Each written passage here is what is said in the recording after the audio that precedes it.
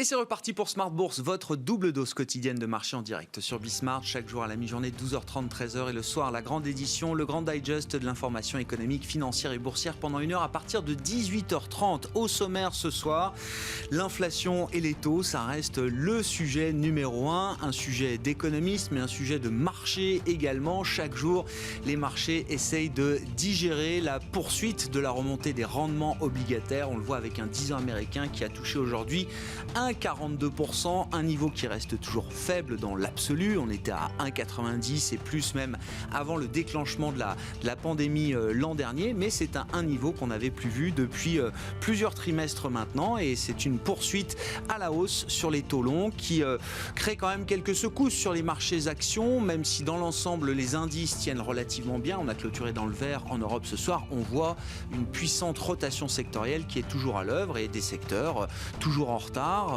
les financières, le secteur énergétique qui arrivent à tirer leur épingle du jeu et à maintenir à flot justement les grands indices actions. À l'inverse, c'est plus compliqué pour les secteurs les mieux valorisés, le secteur de la tech par exemple, un peu partout dans le monde, ou encore plus spécifiquement à Paris, les valeurs du luxe qui ont un peu souffert encore aujourd'hui. Au cours de cette séance, vous aurez le résumé complet dans un instant avec Nicolas Pagnès depuis la salle de marché de Bourse Direct. N'oublions pas les quelques résultats qui sont encore publiés aujourd'hui en Europe et à Paris notamment, pas mal de grandes valeurs moyennes qui ont publié leurs résultats. bioMérieux, encore Fnac Darty qui a signé la plus forte hausse du SBF 120 après ses résultats et son nouveau plan stratégique. Et puis on parlera dans le quart d'heure thématique de la macro en zone euro. Quelles sont les perspectives du profil de croissance pour la zone euro qu'on peut avoir en tête cette année? La question de l'inflation se pose-t-elle également en zone euro alors que le débat est déjà bien installé aux États-Unis? On va en parler avec nos invités, mais on en parlera encore plus spécifiquement avec un économiste senior de chez Barclays qui sera avec nous à partir de 19h15 en direct.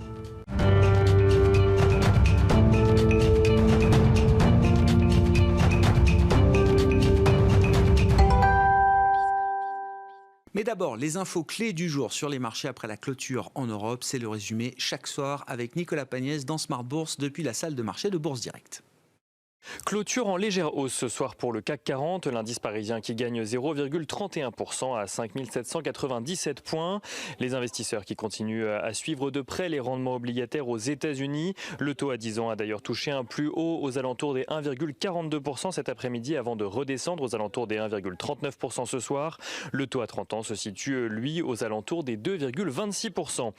Les craintes inflationnistes sont toujours présentes sur les marchés malgré les interventions rassurantes de Jérôme Powell qui veut voir dans la hausse de ces taux d'intérêt un optimisme vis-à-vis de la reprise économique plutôt qu'un reflet des craintes inflationnistes des investisseurs. Jérôme Powell qui s'exprimait hier devant le Sénat et aujourd'hui devant la Chambre des représentants. Le président de la Fed estime que la campagne de vaccination aux États-Unis alimente l'espoir d'un retour à des conditions plus normales à venir cette année. Il a également indiqué que si l'économie américaine marque des signes de reprise, celle-ci reste fragile et inégale, notamment en ce qui concerne le marché de l'emploi. La Fed conservera donc une politique très accommodante aussi longtemps que nécessaire pour atteindre ses objectifs d'emploi et d'inflation. Sur le front sanitaire à présent, on notera que 2 jours avant la réunion du comité consultatif de la FDA qui doit statuer sur le vaccin unidose du laboratoire Johnson & Johnson, l'institution a confirmé l'efficacité du vaccin à près de 86%. Une nouvelle qui laisse espérer à de nombreux investisseurs une autorisation prochaine donc de ce nouveau vaccin. Du côté des statistiques à suivre à présent aujourd'hui en Europe, le PIB allemand progresse de 0,3% au 4e trimestre 2020, une croissance légèrement plus forte donc que la première estimation qui tablait sur 0,1%. Une remontée qui fait dire à l'Office des statistiques allemand que le PIB du pays s'est contracté de 4,9% en première estimation sur l'ensemble de l'année 2020. Et Europe toujours, en France, le climat des affaires se dégrade en revanche pour le mois de février, souffrant de la situation dans les services mais aussi dans le commerce de détail. Il ressort à 90 points, soit 10 points en dessous de sa moyenne mensuelle à 100 points.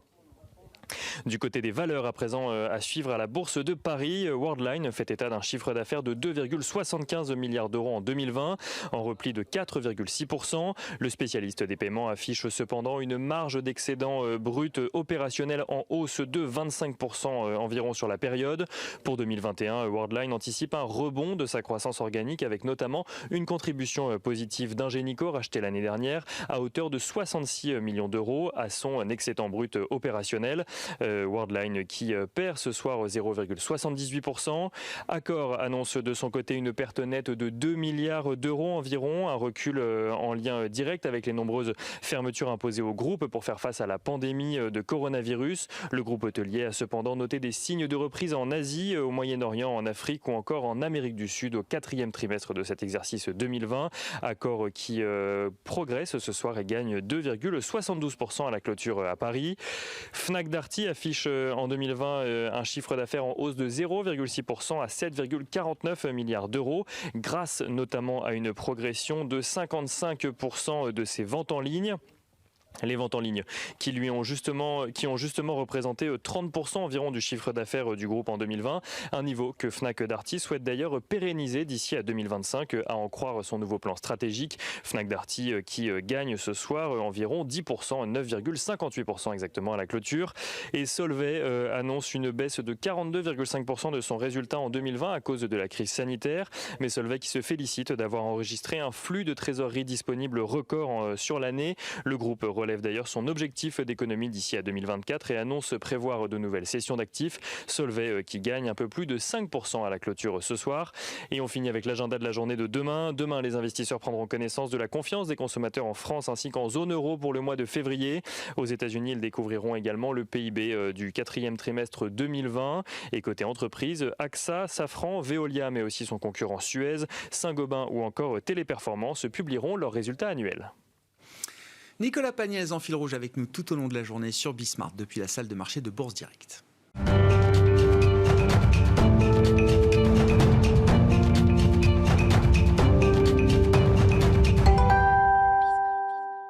Trois invités avec nous pour décrypter chaque soir les mouvements de la planète marché. Véronique Riche-Flores est avec nous ce soir, économiste et présidente de RF Research. Bonsoir et bienvenue Véronique. Bonsoir. Un autre économiste nous accompagne, Mabrouk Chetouane. Bonsoir Mabrouk. Bonsoir. Vous êtes responsable de la recherche et de la stratégie de BFTIM. Et un gérant avec nous par téléphone, c'est Stéphane Prévost, le directeur général de la financière responsable. Bonsoir et bienvenue Stéphane. Merci d'être avec nous par téléphone ce soir. Le sujet, ça reste évidemment l'inflation. C'est le débat du moment sur les marchés. C'est un débat d'économistes. Et donc, Stéphane, je vais vous donner la parole en premier parce que j'aimerais avoir l'avis du gérant avant que les économistes prennent la parole sur cette question. Je constate que les taux américains, certes, sont remontés au-delà de 1,40% aujourd'hui au cours de cette séance. C'est un plus haut depuis l'éclatement de la crise pandémique. Ça peut faire les gros titres, évidemment, des agences de presse financières. Comment est-ce que vous regardez la résilience ou les secousses peut-être sur les marchés actions liées à cette remontée des rendements obligataires aux États-Unis et par effet de contagion également un peu en Europe, Stéphane? Écoutez, le mouvement est assez impressionnant. Il faut dire qu'il est lié à plusieurs facteurs. D'abord, on se rend compte finalement que le grand enseignement, c'est que après la crise du Covid, la situation économique n'est pas aussi catastrophique qu'on pouvait le penser il y a encore 6 mois. C'est-à-dire que les économies redémarrent assez vite, les entreprises s'adaptent.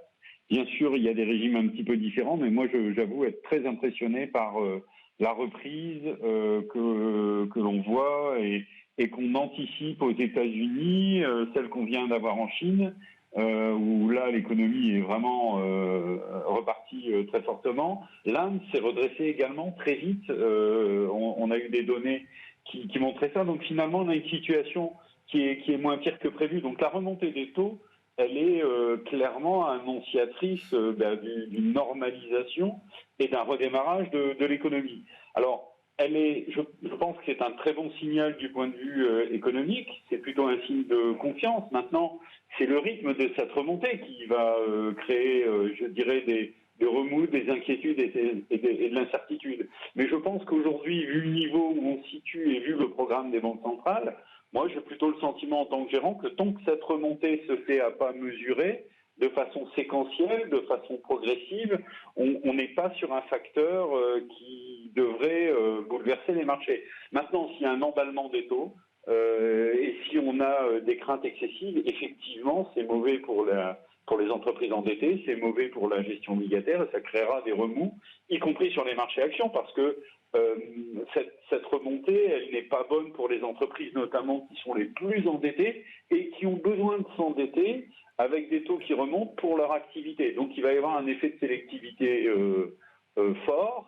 Et on voit bien qu'entre un moment donné, on a des marchés qui sont assez hauts, où on favorise, je dirais, les entreprises value, les entreprises les plus cycliques qui bénéficieront de la reprise. Et puis en même temps, on voit des arbitrages sur les secteurs qui sont un peu délaissés, qui avaient bien fonctionné, la tech, la santé, etc., qui ont servi de refuge pendant à peu près 18 mois. Mais là, je crois que ce sont des phénomènes de court terme, hein, ça n'affecte en rien les tendances de long terme, si vous voulez. Et puis à côté de ça, on va avoir, je dirais, bien les investisseurs qui vont commencer à regarder et à faire attention aux entreprises qui sont endettées, qui ne redémarrent pas aussi bien, qui n'ont pas cette capacité à la fois d'avoir un bilan robuste, mais aussi une capacité d'agilité dans la reprise.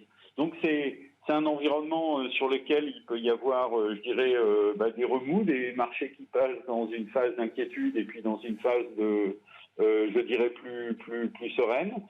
Ça tangue clairement un peu. Il y a des rotations très fortes à l'intérieur du marché. Depuis 3 jours, on voit bien que le style croissance est délaissé. On a déjà assisté à ce type de rotation, hein, Grégoire. On a eu ces phénomènes-là en 2009, on les a eus en 2010.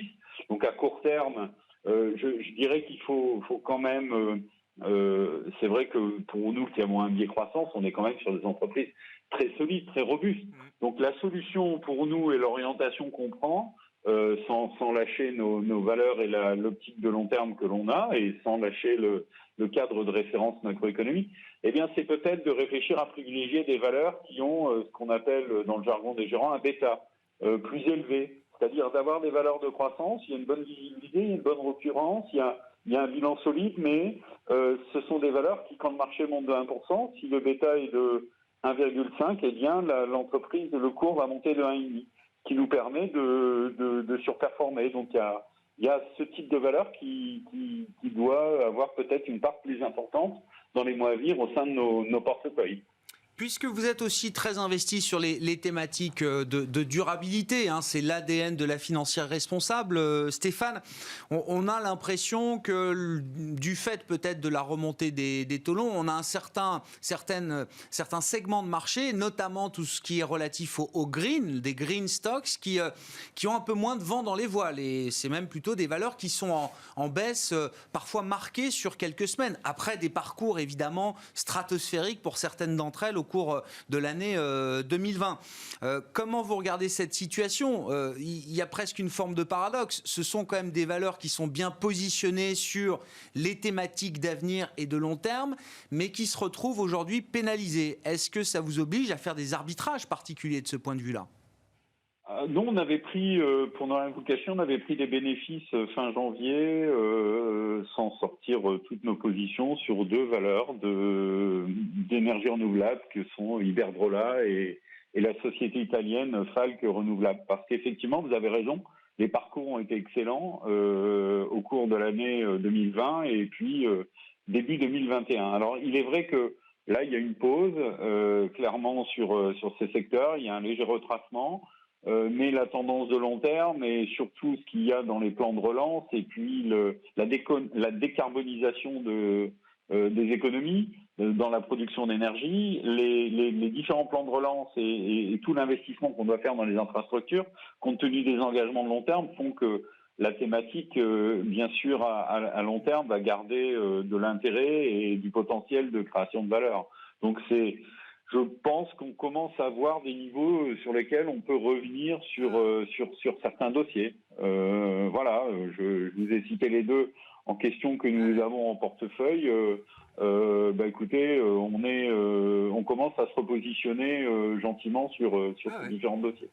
Bon, intéressant, très intéressant d'avoir votre avis de gérant action sur ces mouvements de marché, ce nouveau régime peut-être pour les marchés. C'est la question qu'on pose les économistes à présent, Mabrouk Chetouane et Véronique Riche-Flores. Donc, 1,42 sur le 10 ans américain. Ça n'a pas l'air d'effrayer Jérôme Powell à ce stade. Le patron de la Fed s'exprime depuis hier devant différentes commissions du Congrès, le Sénat hier, la Chambre des représentants aujourd'hui. Il dit le niveau des taux aujourd'hui, c'est une déclaration de confiance dans les perspectives économiques. Ça n'a pas l'air de l'inquiéter. Ce en quoi il n'a pas tort. Du reste, ça va finir par l'inquiéter, à mon avis, parce qu'à un moment donné, effectivement, il va bien falloir... C'est aussi un appel du marché pour une réaction ou une visibilité sur la politique monétaire dans un contexte économique qui, on le sent bien, est quand même en train de changer. Alors après, on peut avoir une perception plus ou moins enthousiaste sur ce qui est en train de se tramer pour l'avenir, mais incontestablement, on sort du trou, les perspectives s'améliorent et il y a un peu plus de place, probablement dans certains secteurs de l'activité économique pour de l'inflation. Et ces secteurs-là concernent essentiellement l'industrie. Alors l'industrie, c'est 10 ou 20% du produit intérieur brut, c'est pas grand-chose, mais on sait que ça a un effet d'entraînement sur l'ensemble de l'économie qui peut être très, très important. Et on le voit d'ailleurs à travers les enquêtes, à travers la communication des entreprises. Les entreprises qui communiquent le plus sont souvent quand même des entreprises du giron industriel. Et qu'est-ce qui se passe? Alors, il y a deux façons de voir les choses. On peut être caricatural et dire finalement tout ça c'est spéculatif. On a voulu de la reflation, il y a des liquidités, les matières premières s'envolent, elles s'envolent parce qu'on nous explique qu'on va faire de la croissance verte. D'ailleurs, c'est assez paradoxal, mais c'est la décarbonation d'industrie qui veut dire renouvellement industriel, donc plus de besoins et d'autres matières premières, donc les cours s'envolent. Et ça, c'est le côté désagréable, je dirais, pour l'économiste, parce qu'effectivement, c'est très spéculatif. Et on le voit sur le pétrole, à quel point c'est spéculatif. À côté de ça, il y a effectivement néanmoins une industrie qui est en train de changer, qui est en train de se renouveler. C'est la croissance, ce sont les plans de soutien et ce verdissement de l'industrie qui change la donne incontestablement. Il y a par ailleurs une demande qui aujourd'hui est au rendez-vous parce qu'elle bénéficie effectivement du fait que les gens ne peuvent pas consommer des services autant qu'avant, et donc il y a un report plutôt favorable qui est un peu décevant néanmoins quand on regarde les résultats. Par exemple, l'automobile en début d'année en Europe, etc. On voit que finalement, il y a de quoi dépenser, mais ça ne vient pas toujours du côté de la demande. Et puis, il y a une espèce d'optimisme des entreprises qui est troublant. Notamment quand on décortique les enquêtes IFO, INSEE en Europe, mais également aux États-Unis, où beaucoup des indicateurs de confiance sont tirés par les perspectives de production qui vont beaucoup plus vite que la demande elle-même. Donc là, de deux choses une. Soit les entreprises ont raison, on dit souvent que la croissance est une question de confiance, donc on espère qu'elles ont raison. Soit elles se trompent et elles surestiment la demande future. Et en fait, on voit bien qu'in fine, il y aura de la place ou pas dans des hausses de prix additionnelles si effectivement la demande est au rendez-vous pour des biens industriels. Donc là, aux États-Unis, il y a un plan de relance qui devrait stimuler la demande. En Europe, le plan de relance, il n'est pas aussi clair que ça, il va prendre du temps. Il est moins orienté du côté de la consommation des ménages. Et c'est d'ailleurs c'est pas un mal, parce que c'est probablement ailleurs qu'on a besoin de relancer davantage la machine. Mais voilà, on sent bien. Et d'ailleurs, vous avez eu cette semaine, la semaine dernière, une enquête aux États-Unis. Je crois que c'était dans le Philly Fed. Prix constaté par les entreprises en hausse à nouveau, et puis vertigineuse. Prix facturé en baisse. Et là, ce sont des signaux comme cela qui nous disent attention, ne mélangeons pas tout. Il y a peut-être effectivement une résistance à la transmission des hausses des prix des matières premières et des coûts dans les prix de vente. Et puis à côté de ça, il y a le gros sujet des services. C'est-à-dire que là, on n'a pas du tout d'inflation. On a des pressions déflationnistes considérables qui, à mon sens, devrait durer pas mal de temps, compte tenu des changements structurels, de la digitalisation, etc., qu'on attend dans ces secteurs-là. Donc vous voyez que le panorama est quand même assez complexe, en réalité, avec des changements qui sont indéniables. La rapidité de ces changements et les résultats in fine sont beaucoup plus incertains. Quand Jérôme Powell, je vous laisse la parole Véronique, et puis bien sûr Mabrouk complétera, réagira, mais quand Jérôme Powell nous dit il faut encore des progrès supplémentaires significatifs pour que, je finis sa phrase, nous envisagions de revoir le réglage de notre politique monétaire en réduisant éventuellement les programmes d'achat d'actifs qu'on peut avoir aujourd'hui. De quoi parle-t-il ? Est-ce qu'il nous donne des précisions? C'est quoi ces progrès qu'il attend? C'est quoi les objectifs que se fixe la Fed aujourd'hui? Est-ce que c'est des objectifs qui sont atteignables avec l'idée simplement de la pleine réouverture de l'économie américaine? Peut-être deuxième trimestre pour les plus optimistes, peut-être au cours de l'été pour ceux qui estiment que ça prendra un peu plus de temps. Est-ce que c'est de ça dont il parle, ou est-ce que ce sont des objectifs beaucoup plus lointains encore? Alors, c'est assez flou maintenant, on connaît bien la Fed et puis on est un peu rodé, je dirais. Vous verrez qu'in fine, le taux de chômage l'emportera et que quand on verra le taux de chômage rebaisser à nouveau et des créations d'emplois revenir sans avoir épongé les 10 millions ou les 9 millions de pertes qui sont encore importantes, qui sont encore présentes, je pense que ça pourra suffire effectivement à communiquer différemment. D'abord, parce qu'il a baissé vite le taux de chômage quand même déjà. Oui, tout à fait. Mais là, l'emploi est quand même pas tout à fait au rendez-vous. Donc, c'est pas tout à fait confortable. Et puis, ce qu'on va voir, ce sont les prévisions des membres de la Fed. Parce qu'aujourd'hui, si vous interrogez les membres de la Fed sur l'évolution des taux d'intérêt dans les 2 ou 3 prochaines années, par rapport aux réponses d'il y a 3 mois, ne serait-ce que ça, je pense que les réponses vont être complètement différentes. Et in fine, on va voir peu à peu les anticipations des membres de la Fed évoluer. Et ça fera le travail de Jérôme Powell, in fine, qui devra rendre compte de ce changement de perception à long terme, plus ou moins long terme. Et puis ce long terme étant, à mon avis, censé se rapprocher dans un contexte où on va avoir un redémarrage de la croissance et un rattrapage qui sera certainement assez spectaculaire dans ces premiers temps, parce que plus on tombe bas, plus c'est spectaculaire quand on se redresse. Ça préjuge pas du tout des tendances structurelles de l'économie et de ce que sera ce cycle, mais on aura ce rattrapage à court terme. Bon, Mabrouk, comment vous analysez, vous, de votre côté, la remontée des rendements obligataires aux États-Unis? Est-ce que ce sont simplement des marchés qui prennent acte, effectivement, d'une situation de reprise peut-être plus forte, beaucoup plus forte que ce qu'on pouvait imaginer il y a encore quelques semaines, quelques mois? Est-ce qu'il y a déjà les prémices d'un début d'anticipation d'une inflation plus structurellement soutenue au cours de ce cycle, une fois les effets transitoires de la reprise derrière nous? Alors, il y a plein d'aspects qui ont été abordés. Sur la dimension, pour répondre un peu aux différentes questions, les services, comme ça a été mentionné, représentent effectivement 80%, généralement entre 70 et 80% de nos économies. Et c'est là où, globalement, ce qu'on appelle un secteur intensif en facteur travail, et l'industrie, la partie manufacturière est intensive en facteur capital.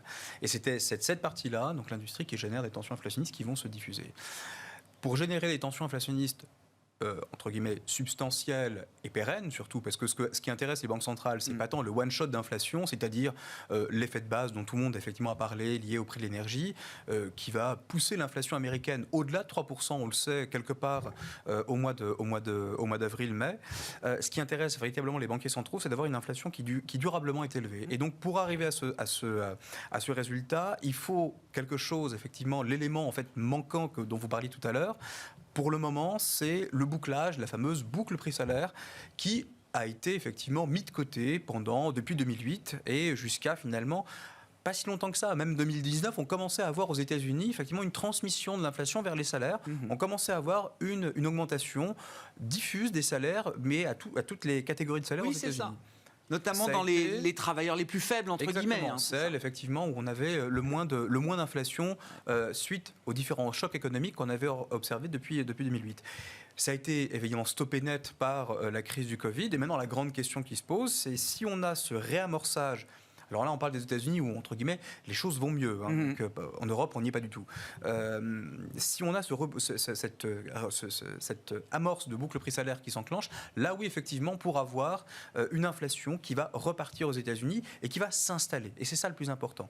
Et un moyen finalement de voir cette amorce s'accélérer, on va être fixé ce week-end, c'est avec effectivement les annonces possibles du plan Biden, dont une notamment que beaucoup de gens regardent, c'est l'augmentation effectivement du revenu minimum au niveau fédéral. Ça peut effectivement à un moment donné générer réamorcer cette boucle prix-salaire et en tout cas amorcer une dynamique inflationniste au niveau des salaires qui a fait défaut pendant très longtemps dans tous les pays développés et qui pourrait à un moment donné, à un horizon beaucoup plus court qu'on ne le croit, amorcer cette inflation. Et donc, in fine, maintenant, la question qui se pose, c'est quid de la réaction des taux. D'accord ? Donc les taux aujourd'hui réagissent. Alors 1,40, c'est pas un niveau extraordinaire. Powell, effectivement, ne s'en émeut pas du tout. C'est normal. Si on considère que les taux d'intérêt reflètent une anticipation de croissance future, pensez que l'économie américaine devrait croître sur un horizon de long terme à 1,40 est clairement insuffisant. Il y a plus d'interrogations à se poser. Donc on sait que on va vers une augmentation des taux d'intérêt et il faut que celle-ci, comme ça a été souligné, soit douce et assimilée. Non mais c'est tout ce qui est brutal, effectivement, est mal digéré par les marchés, c'est normal. Si celle-ci est douce, est accompagnée par les banques centrales, qui correspond à un resserrement implicite de la politique monétaire, chose que la Fed n'est pas prête de tolérer tout de suite, puisqu'elle a besoin, encore une fois, de conditions économiques entre guillemets de conditions monétaires beaucoup plus entre guillemets accommodantes pour permettre aux entreprises de se réendetter, pour permettre aux entreprises de pouvoir réinvestir, etc. Et donc, in fine, on voit bien qu'il y a vraiment un dilemme aujourd'hui qui se pose. Laisser un peu filer les taux d'intérêt qui reflètent encore une fois cette croissance à venir beaucoup plus positive en quelque sorte, ce qui est entre guillemets assez sain, et finalement ne pas non plus laisser dériver ces taux d'intérêt pour ne pas entre guillemets engendrer un resserrement implicite de la politique monétaire. Donc il y a véritablement en fait un arbitrage, un trade-off entre les deux que la Fed va devoir piloter. Et là on connaît effectivement le talent des banquiers centraux dans la forward guidance, dans la manière de communiquer sur les différents aspects de la politique monétaire pour encadrer justement ces taux d'intérêt. Si je pousse le raisonnement, alors peut-être de manière un peu simpliste, jusqu'au bout, c'est-à-dire qu'on pourrait avoir, sous le coup d'une reprise économique très forte aux États-Unis, une Fed qui serait obligée de se montrer encore plus accommodante que ce qu'elle est aujourd'hui pour maîtriser la courbe des taux américaine. Il y aurait un écart énorme entre la réalité économique et la position de la Réserve fédérale américaine. Le point important, c'est qu'aujourd'hui, beaucoup d'acteurs, les États, les entreprises, se sont lourdement endettés pour pouvoir faire face.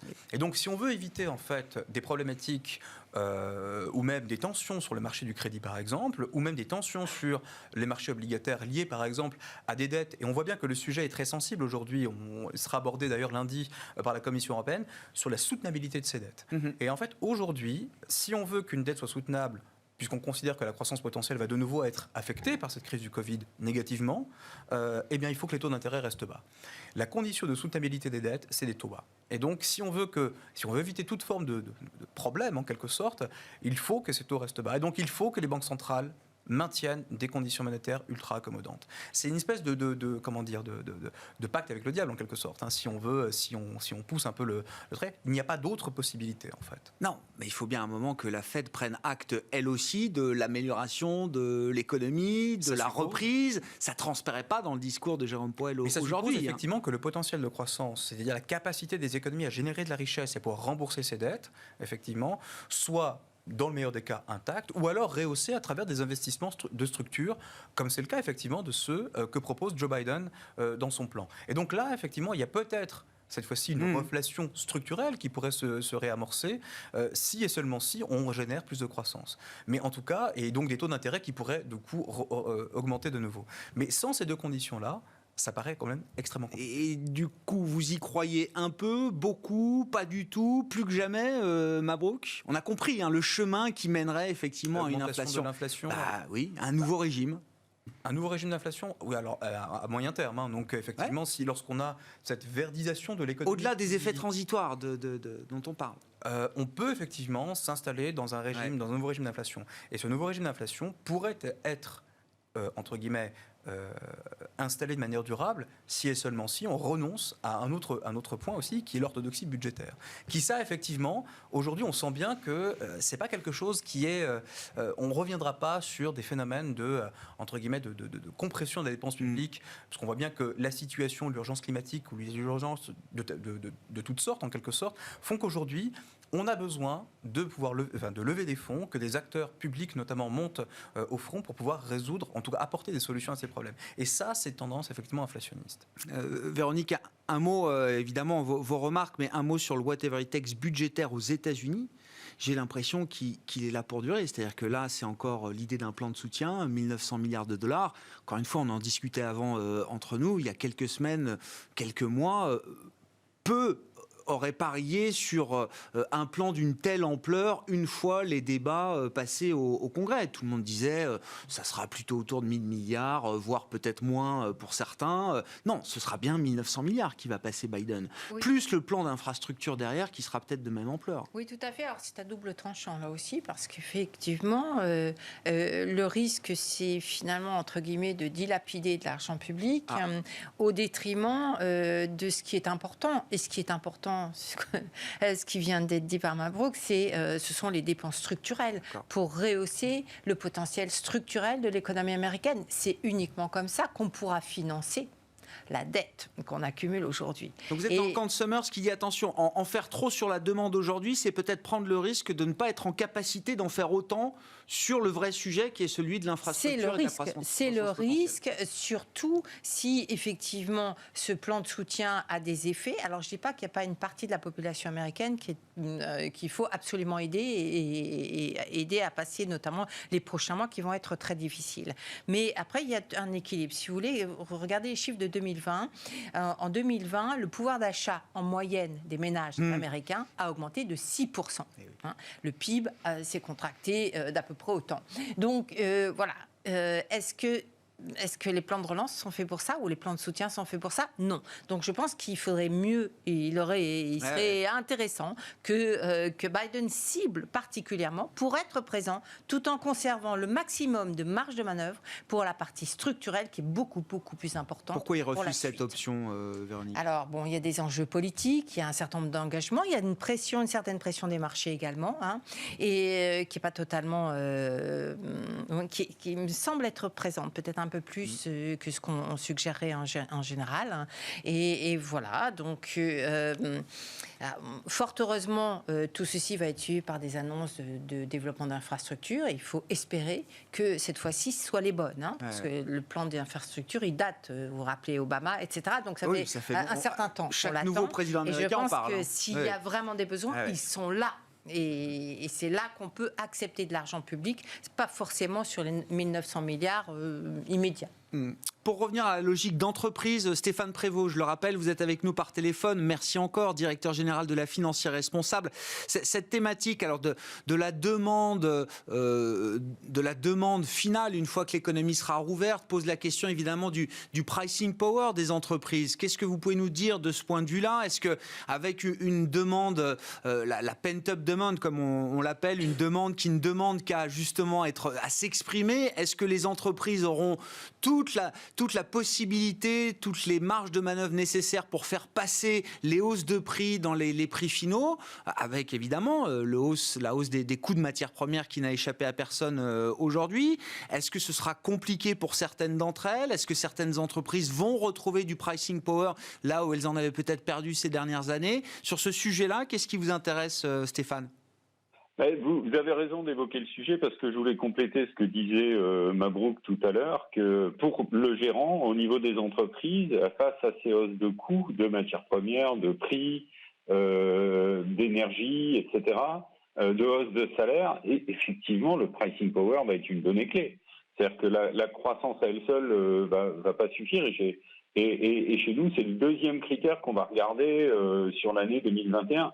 Parce que cette capacité à accompagner la demande de hausse de prix et donc à restaurer des marges et à les faire progresser, et la progression des bénéfices va être fondamentale. Donc, et là, on va avoir des secteurs où on va avoir des comportements très différents. Prenez l'exemple du luxe, par exemple. Quand il y a le luxe connaît rarement la crise, mais dès qu'il y a un surplus de demande, on réduit l'offre de produits, on augmente les prix mécaniquement. C'est un pricing power incroyable. Donc, toutes les activités dans lesquelles les entreprises peuvent démontrer une valeur ajoutée qui est perçue par le client, une capacité, alors ça peut être de l'innovation, ça peut être du marketing, ça peut être un savoir-faire très spécifique. Toutes ces entreprises-là qui vont avoir du pricing power, logiquement, vont s'en tirer mieux que les autres. Donc ça va être un facteur assez important dans l'évolution de la rentabilité et l'évolution des bénéfices par action que les gens vont regarder. Parce que cette croissance supplémentaire, cette demande qui va être forte, qui va être tirée par les plans de relance et toutes les mesures de soutien où on a préservé le pouvoir d'achat des ménages, ça devrait logiquement se traduire dans le bas du compte de résultat des entreprises. Et donc pour la profitabilité. Il y avait un autre point que je voulais ajouter, c'est que par rapport au plan de relance et d'infrastructure, je suis assez d'accord avec ce qui a été dit aux États-Unis. J'aurais tendance, et je commence à avoir la faiblesse de penser que pour l'Europe, il y a aussi une opportunité à jouer de ce côté-là, parce que sur tout ce qui est énergie renouvelable, infrastructure, efficacité énergétique, les grandes réformes qui vont amener à la neutralité carbone, tous les enjeux de durabilité que vous évoquiez tout à l'heure, l'Europe est finalement pas si mal placée et a une certaine avance en la matière. Et grâce à ce plan de relance qui interviendra, peut-être moins vite qu'aux États-Unis, effectivement, on a une Europe qui ne sera pas, à mon avis, à la traîne et qui devrait être au rendez-vous de ces enjeux-là. Non, effectivement, on a l'impression, c'est plus qu'une impression, qu'évidemment, les décisions sont prises quand même beaucoup plus rapidement aux États-Unis qu'en Europe, mais ça n'enlève rien au fait que les bonnes décisions aussi ont été prises en Europe à un moment et que vous dites, ça payera forcément. Absolument, absolument. On devrait avoir, du point de vue de l'énergie, du point de vue des infrastructures, des communications, on devrait avoir logiquement un certain nombre de sujets sur lesquels l'Europe sera bien positionnée. Ça, c'est relativement clair. Sur l'actualité d'entreprise plus spécifique, celle du jour en l'occurrence, Stéphane, je le disais en introduction, il y a encore quelques publications alors de grandes valeurs moyennes, hein, des noms emblématiques aujourd'hui, Fnac Darty, Biomérieux dans la santé évidemment, Accor Hotel aussi a publié, et puis Worldline dans le monde du paiement. Est-ce que parmi ces entreprises, là je vous en cite quelques-unes, est-ce qu'il y en a qui vous intéressent particulièrement dans les performances opérationnelles qu'elles ont pu publier, la communication qu'elles ont pu avoir aujourd'hui? Oui. Il y avait effectivement, j'ai regardé de façon assez positive les publications de Worldline et de Biomérieux. Pourquoi ? Parce que Worldline, finalement, les résultats sont plutôt bons. Il y a eu un travail sur les coûts de l'entreprise qui a été fait. Il y a eu un recul en 2020 de 5% du chiffre d'affaires, mais le résultat opérationnel a été à peu près protégé. Et on voit bien que cette activité qui a quand même pâti de la fermeture des points de vente, voit quand même le management annonce un retour à la croissance de l'ordre de 5% en 2021 et annonce tout de suite que la marge va remonter. Ils ont une prévision de 200 points de base d'augmentation de la marge. Alors même si sur le S1, il faut être prudent, parce qu'il y a un contexte sanitaire toujours un peu présent en Europe, cette amélioration progressive, plus le fait que chez Worldline, il y aura une cession de l'activité terminaux de paiement, fait que pour nous, le titre conserve un intérêt et du potentiel. Donc là, c'est clairement une entreprise qui présente des caractéristiques qu'on aime. Et puis il y a Biomérieux qui reste une histoire de long terme, qui est une très belle année 2020, un chiffre d'affaires qui a augmenté de 20%, encore 20% de croissance au quatrième trimestre l'année dernière, une marge à 19%, la technologie de la biologie moléculaire qui a augmenté de 80%, c'est considérable. Donc là, il y a un succès vraiment de l'entreprise et un management qui, vous savez, est plutôt réputé prudent, qui voit une activité progresser alors ils ont mis une fourchette un peu large de 5 à 8% l'année prochaine. Donc ça, c'est une entreprise sur laquelle il y a une bonne récurrence parce qu'il y a une base de machines installées pour le testing et on continuera à tester. Et pas que le Covid, bien sûr, à l'avenir. C'est un bilan solide et puis une histoire de long terme. Alors côté, là où je suis un peu plus prudent, un peu plus réservé, il y a Accor, effectivement. Accor, je dirais que la visibilité sur le redressement de l'activité, les espoirs sont là, mais c'est déjà très très fortement intégré dans le cours de bourse. Accor à 35 €, moi je considère qu'il y a déjà beaucoup de bonnes nouvelles qui sont pricées et pourtant on voit bien que le redémarrage de l'activité touristique, ça va quand même prendre du temps. Je faisais quelques calculs, il faudra attendre 2024 pour revenir au niveau d'avant Covid. Donc vous voyez, à 35 €, même si aujourd'hui on a un groupe qui a été très efficient et qui brûle beaucoup moins de cash tous les mois que ce qu'on pouvait craindre, pour vous donner un ordre d'idée, c'est 60 millions par mois de cash qui est brûlé. je considère que le dossier est quand même beaucoup remonté, qu'il y a quand même encore pas mal de risques. Et puis, vous parlez de la consommation, parce que là, c'est aussi un titre qui a énormément rebondi après le trou de la crise pandémique l'an dernier. Stéphane, c'est le thème de la consommation, c'est le thème du digital. Oui. Mais là, pour moi, il y a peu de valeur à attendre. Je vais vous expliquer pourquoi. Parce que alors Fnac Darty avant la crise, faut pas oublier qu'après l'introduction, on était monté à 100 € et puis on était fortement redescendu derrière.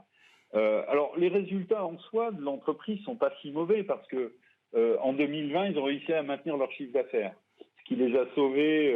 Et ils ont fait 10% au quatrième trimestre de croissance. Ce qui les a sauvés, c'est le numérique. Et puis le rayon numérique, ça a été une progression de 50%, plus de 50%. Vous voyez, en 2020.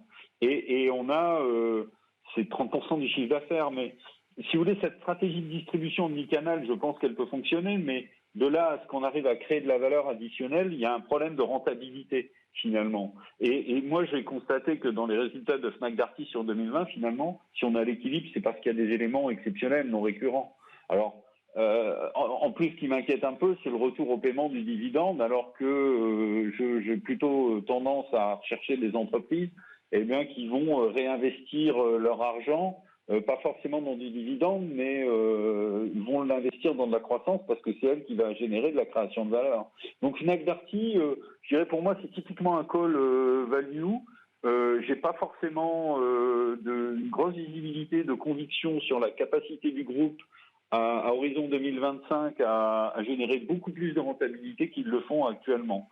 Donc le modèle de distribution est en mutation. Je suis un peu sceptique sur sa capacité à délivrer et donc de la rentabilité. Donc j'aurais tendance à penser que si on veut quelque part s'exposer à la thématique de la consommation et de la vente ou de la vente par correspondance, il y a probablement mieux à faire et d'autres dossiers à aller chercher. Bon, voilà pour les dossiers du jour. Alors Fnac a quand même très bien terminé la journée avec une très belle réaction de marché après la publication, et puis bioMérieux également.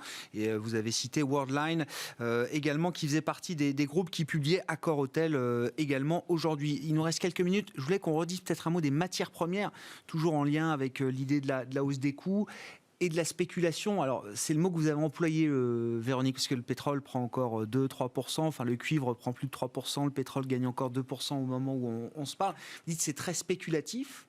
Moi, j'entends beaucoup super cycle. Oui. Oui, non, mais je lis aussi, j'entends moins, mais je lis bien. Oui, le super cycle des matières premières qui a vocation à durer des années, avec un pétrole à $100 demain peut-être. Super cycle qui irait de pair avec un super cycle industriel, de renouveau industriel, sur fond quand même de tensions géopolitiques, même si les dossiers chauds de l'an dernier sont derrière nous, qui viendraient alimenter ce mouvement structurel. Alors, moi, je vois quand même dans la manière de comprendre ce qui s'est passé ces derniers mois, un marché hyper spéculatif, dopé à la liquidité des banques centrales, et qui me donne des résultats que je n'arrive pas à réconcilier avec l'environnement économique. Alors, si je connaissais l'environnement économique dans 10 ans, peut-être que je retrouverais une cohérence, mais je ne le connais pas. Et pour l'instant, ce que je vois effectivement en termes de croissance nominale au niveau global, etc., ne correspond absolument pas à ce que me renvoient les marchés des matières premières. Et en général, cet élément-là est plutôt pertinent dans l'analyse. Non, je pense qu'il y a vraiment un marché hyper spéculatif. Alors, peut-être pas dans ça. Même avec un regard bienveillant sur la croissance chinoise, par exemple, Véronique ? Si on intègre cette idée que la Chine est repartie quand même très fort, oui, alors ça suffit pas. Je sais que vous en doutez. Voilà, moi je ne trouve pas que la Chine soit repartie très fort. Elle est repartie, voilà. Et puis, pour l'instant, elle piétine plutôt quand même si elle est ça suffit pas très efficace en termes de communication et de marketing, oui, c'est indiscutable. Donc fondamentalement, je ne vois pas de croissance de la demande très forte en Chine. Donc ce qu'on observe ces temps-ci, c'est surtout de l'électronique et c'est la 5G. On le voit très bien dans les flux et les commandes des différents pays. Au-delà de ça, on a une industrie chinoise, également une industrie qui quand même tourne au ralenti. Alors ce ralenti, c'est voilà, mais qui n'est pas du tout dans une dynamique qui tire la demande internationale. Donc non, je pense qu'effectivement, on est quand même en pleine spéculation à ce niveau-là. Ouais. Bon, sur les matières premières, Mabrouk, je ne sais pas, c'est l'idée d'un super cycle. Alors, il y a une séquence entre guillemets court terme, moyen terme. À court terme, ce qu'il ne faut pas oublier aussi, c'est que les gros producteurs, alors pour le pétrole en tout cas, mais j'ai moins regardé pour les autres matières premières, l'offre, en fait, n'est pas du tout revenue à son niveau qui prévalait avant la crise du Covid. Alors certains diront c'est normal puisque la demande, effectivement, n'est pas au rendez-vous. Sauf qu'on a quand même une réduction très substantielle. Quand on regarde les chiffres de l'Arabie Saoudite, des États-Unis et de la Russie, ils ont quand même taillé dans le vif de manière assez forte. Et donc ça, je pense que c'est à la fois une manière, effectivement, de piloter l'évolution du prix du baril. Et on a quand même aussi le sentiment, et ça on le voit concrètement dans les chiffres, on a une reprise manufacturière aujourd'hui. Donc clairement, on va utiliser beaucoup d'énergie. Quant à l'indice baltique, par exemple, il est en train de grimper de manière assez phénoménale. Donc du coup, on a quand même aujourd'hui une demande d'énergie qui est assez présente, qui effectivement contraste avec la croissance économique, qui reste relativement faible. Mais comme on l'a dit tout à l'heure, elle est aussi principalement tirée par un secteur qui est encore en berne, celui des services. Et donc mécaniquement, on a ce décalage qui s'opère et donc qui renforce les coûts, qui alimente encore plus cette tension. Et donc c'est du côté de l'offre que les choses vont se rééquilibrer, vous imaginez ? Je pense qu'à un moment donné, alors oui et non, parce que quelque part, ce super cycle, cette notion de super cycle vient du fait qu'on a eu un désinvestissement aussi important dans une industrie ultra capitalistique par ailleurs et qui nécessite des investissements très lourds et qui ne délivre pas le résultat immédiatement, avec le risque d'avoir des coûts d'exploration qui explosent et pour ne rien trouver in fine. Et donc, vous avez ce désinvestissement qui explique aujourd'hui pourquoi est-ce qu'on a une tension sur l'offre aussi. Donc, et on a par ailleurs aussi un autre point qu'on a peut-être, qui relève peut-être de la science-fiction, mais le fait est qu'on utilise de manière généralisée aux États-Unis, enfin de manière assez forte, la fracturation hydraulique, dans un contexte où on a un président qui voudrait possiblement un peu mettre un peu le frein, je ne dis pas arrêter en tout cas, mais mettre un peu le frein là-dessus, c'est peut-être une anticipation au fond que les États-Unis perdent de rêve, en tout cas, ne seraient plus aussi productifs dans la production de pétrole de schiste. Et donc, in fine, si on a par exemple l'instauration de mesures environnementales dans cet environnement, ça viendrait rehausser le coût et donc, in fine, vous avez une pression à la hausse sur le prix de l'énergie. Et donc, peut-être que les marchés anticipent finalement cette mécanique-là. Bon. Les prix des matières premières encore orientés à la hausse aujourd'hui et des marchés actions qui ont terminé positifs en Europe ce soir. Merci à tous d'avoir été les invités de Planète Marché ce soir. Je le rappelle, Véronique Riche-Flores en plateau avec nous, présidente de RF Research aux côtés de Mabrouk Chetouane, responsable de la recherche et de la stratégie de BFTIM, et Stéphane Prévost qui nous accompagnait par téléphone, directeur général de la financière responsable.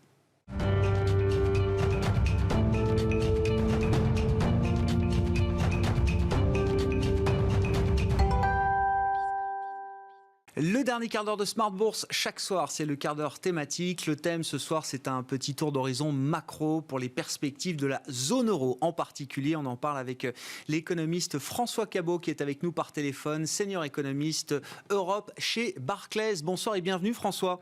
Merci beaucoup d'être avec nous. C'est vrai que quand on fait le tour de la planète macro, on s'attend à un boom très important de l'économie américaine, peut-être dès ce premier trimestre. On voit les perspectives de réouverture de l'économie britannique avec un calendrier qui commence à être dessiné par Boris Johnson et qui fait sans doute naître là aussi beaucoup d'attentes et de confiance retrouvée chez les agents économiques. Et donc, la question pour vous, François, c'était de savoir un peu ce qu'on pouvait dire de l'état de la zone euro en ce début d'année 2021. Je crois qu'on a eu à peu près toutes les lectures de PIB pour le 4e trimestre. Et quelles sont les perspectives qu'on peut dresser sur le profil de croissance cette année pour la zone euro ? Merci, bonsoir Grégoire. C'est délicat, parce que c'est sûr qu'on a un début d'année en délicatesse. On a des bonnes nouvelles qui nous viennent de la fin de l'année dernière avec un commerce extérieur qui a pas mal rebondi, avec un investissement qui se tient également très bien. Donc des bonnes nouvelles par rapport à ce à quoi on pouvait craindre après la première partie de l'année 2020, mais néanmoins, on reste sur une économie un peu en stop and go, avec des timings différents selon les pays en fonction de quand est-ce que les confinements des deuxième voire troisième vagues ont eu lieu dans ce début d'année. Donc c'est sûr que la première partie va être très délicate. Autant le premier trimestre, encore une fois en contraction de notre point de vue, qu'un deuxième trimestre qui va à peine compenser cette contraction du premier, donc plus ou moins flat au premier semestre. Et par contre, effectivement, une vraie accélération avec une croissance prévue autour de 2% en moyenne sur le deuxième semestre 2021, avec l'idée derrière de la réouverture progressive, mais néanmoins réouverture des économies, qu'on a un potentiel de rebond, comme on a vu au troisième trimestre 2020, qui peut être assez fort. Et puis, quand même, les débuts des effets du plan d'investissement qui, je pense, vont se matérialiser dès ce second semestre. Et donc, dès lors, vraiment deux parties d'année vraiment bien différenciées, mais néanmoins, et c'est ce qu'il faut en retenir, un retour à la normale en termes de niveau. Donc, par rapport au niveau de PIB pré-crise, donc du T4 2019, on va en rester bien en dessous pendant l'ensemble de l'année 2021. On n'y reviendra que, a priori, dans la première partie de l'année 2022, mais pas avant. Est-ce qu'il faut blâmer, François, le retard, les cafouillages dans la vaccination, l'idée étant pas de polémiquer évidemment de ce point de vue-là, mais d'essayer de comprendre si la trajectoire de déploiement des vaccins en Europe nous met très en retard par rapport à d'autres économies? Est-ce que ça nous coûte cher à ce stade? Est-ce que c'est un retard qu'on peut encore combler peut-être dans les prochains mois? Alors oui, effectivement, elle nous met en retard et c'est sûr qu'on n'est pas en voie, en tout cas à très court terme, de rattraper ce retard. On a une prévision, on va dire plutôt une projection d'immunité collective pour la zone euro qui devrait être atteinte entre la fin du troisième et le début du quatrième trimestre. Donc un bon trimestre après le Royaume-Uni et les US. Donc c'est sûr que de ce point de vue-là, on a pris du retard et on n'est pas en tout cas en mesure de le rattraper à court terme. Et donc va aller également un retour très progressif de la relance de l'économie et on peut s'attendre effectivement à quelque chose de voire encore plus progressif que ce qu'a annoncé le Premier ministre Johnson pour le Royaume-Uni. Et puis l'autre grande différence en termes de coûts également et de performance économique, c'est cette grande différence qui va perdurer avec le policy mix et notamment une stimulus budgétaire très important de la consommation et donc à court terme pour les États-Unis, alors qu'on a un stimulus budgétaire plutôt orienté à investissement et donc du coup qui va mettre plus longtemps à monter en charge. Et donc on peut avoir des perspectives plus roses mais à plus long terme sur la zone euro, alors qu'effectivement on a un retard de performance qui va être assez flagrant dans les prochains trimestres, c'est sûr. Est-ce que ça explique d'ailleurs ce déséquilibre, en tout cas pour la stabilisation à court terme des économies, ce déséquilibre entre le policy mix européen versus celui américain? Est-ce que ça explique peut-être la sortie de Christine Lagarde en début de semaine sur la remontée pourtant très légère des rendements obligataires longs en zone euro? C'est beaucoup plus visible sur la partie américaine. Il y a sans doute des effets de contagion, de diffusion, mais tout de suite, on a vu Christine Lagarde s'en émouvoir en indiquant que la BCE était très attentive et surveillait, monitorait ces mouvements sur la partie longue de la courbe des taux en zone euro. Pourquoi est-ce qu'elle a envoyé ce message? Quelles sont les inquiétudes qu'elle peut avoir derrière? Est-ce que c'est forcément une mauvaise nouvelle pour la zone euro à ce stade d'avoir un 10 ans français qui flirte avec le zéro, François? Non, effectivement, je pense qu'il y a deux choses à considérer là-dessus. Il y a une histoire de niveau, il y a une histoire de volatilité. Il y a effectivement l'idée que le niveau remonte, certes, et comme vous le disiez, de manière très limitée, et on reste à un niveau on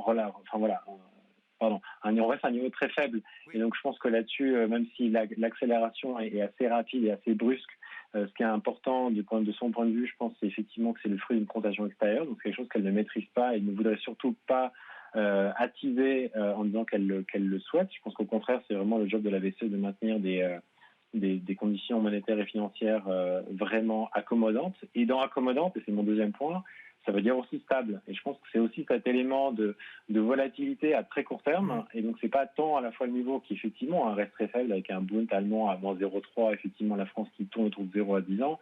C'est pas vraiment le problème, mais c'est aussi la question de est-ce que cette volatilité qui, si elle devait perdurer et ne devait pas se calmer, pourrait entraîner des comportements d'attente supplémentaires du point de vue des agents économiques sur qu'est-ce qu'on fait, est-ce qu'on se finance, est-ce qu'on se finance pas, est-ce que les taux peuvent remonter à cause de la volatilité et de l'incertitude. Donc je pense que là-dessus c'est important effectivement de non pas d'être inquiet sur effectivement les coûts de refinancement, mais plus sur la trajectoire et d'effectivement de calmer ces anticipations de remontée qui pourraient perdurer et donc du coup de maintenir une stabilité de l'environnement à la fois dans son coût et dans ses perspectives. Oui, c'est un point important. Ça veut dire quand même que Christine Lagarde ne considère pas cette remontée des rendements de la même manière qu'un Jérôme Powell qui semble pas du tout être inquiet, qui voit plutôt un signe de confiance dans les perspectives économiques. Ce phénomène-là en Europe ne reflète pas ce sentiment-là. Non, absolument pas. Je pense que c'est vraiment une question de contagion extérieure qui, d'ailleurs, somme toute assez habituelle. Mais ce qu'il y a, c'est que justement, compte tenu de la différence à la fois sanitaire et conjoncturelle qui existe au sein de la zone euro par rapport aux États-Unis, je pense qu'il y a autant, c'est effectivement un retour plus vers la normale aux États-Unis, autant, je suis pas sûr qu'en Europe, on soit déjà prêt à revenir vers la normale, et même si c'est ce à quoi on aspire effectivement à moyen terme malgré tout. Bon, si on est encore loin de revenir à la normale en Europe, quelle tournure pourraient prendre les discussions budgétaires autour des règles budgétaires européennes François, évidemment, le pacte a été immédiatement suspendu dès l'éclatement de la crise pandémique l'an dernier. Ça fait déjà 1 an maintenant. Je crois que Bruxelles, la semaine prochaine, doit quand même revenir un peu sur ce sujet en précisant peut-être la manière dont ce pacte pourrait être réformé, remis au goût du jour. Je ne sais pas quelle va être, selon vous, la teneur des discussions qui vont forcément revenir autour de ces règles budgétaires européennes. Alors sur ce grand sujet-là, qui va être effectivement le grand sujet principalement la deuxième partie de cette année et après, il y a en fait 2 sujets. C'est effectivement qu'est-ce qui se passe à relativement court terme, et il y a apparemment une décision relativement rapide d'ici dans quelques semaines, voire au plus tard d'ici au printemps, sur est-ce que la règle de ne plus appliquer les règles budgétaires de Maastricht pour 2022 vont effectivement être maintenues. Et là, effectivement, quand on entend l'Eurogroupe, quand on entend la Commission, on dit qu'il y a quand même une possibilité, effectivement, pour l'ensemble des pays, malgré les différentes trajectoires, de garder une souplesse budgétaire, et c'est d'ailleurs assez marquant par rapport à ce qui s'est passé il y a près de 10 ans. Et puis il y a un deuxième sujet qui est encore plus on va dire de plus grande taille et encore plus complexe, qui va nous tenir en haleine, je pense, pendant de nombreux mois. C'est effectivement que fait-on de ces règles budgétaires, et on sait tous qu'on ces règles de Maastricht devront être revues, mais par contre, quelles vont-elles être? Et là, je pense qu'il y a vraiment un enchaînement très intéressant sur le politique, avec l'arrivée de Draghi en chef du gouvernement italien, les élections allemandes de septembre et la présidence française de l'Union européenne au premier semestre 2022. Je pense qu'ils vont vraiment donner la feuille de route.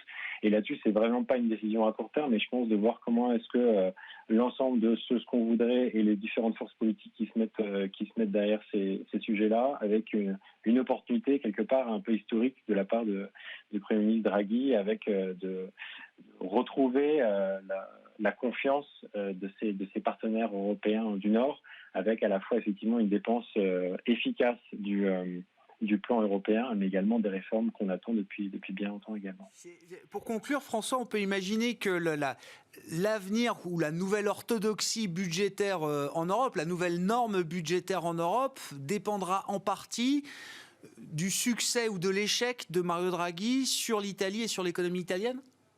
Oui, je pense que tout à fait. Je pense que c'est vraiment le point d'équilibre de tout ça. Il y a effectivement une opportunité historique et qui est presque quasi inattendue si on disait il y a quelques mois qu'on en serait là, sur à la fois l'homme et sa capacité à délivrer et la confiance qu'il a auprès de ses partenaires européens, et puis effectivement à avoir sa capacité à la fois bien dépenser l'argent européen, qui est l'Italie, rappelons-le, comme le plus grand bénéficiaire du fonds européen, mais également de mettre en place des réformes pour avoir cette crédibilité de la soutenabilité de la dette, à la fois par sûrement des réformes budgétaires, mais également par des réformes de croissance sur le marché du travail, qui sont en attente depuis bien longtemps, et qui permettraient effectivement de voir l'avenir de l'Europe avec un encore plus grand optimisme que celui qu'on a eu avec l'été dernier, avec le déploiement et l'accord sur ce fonds européen.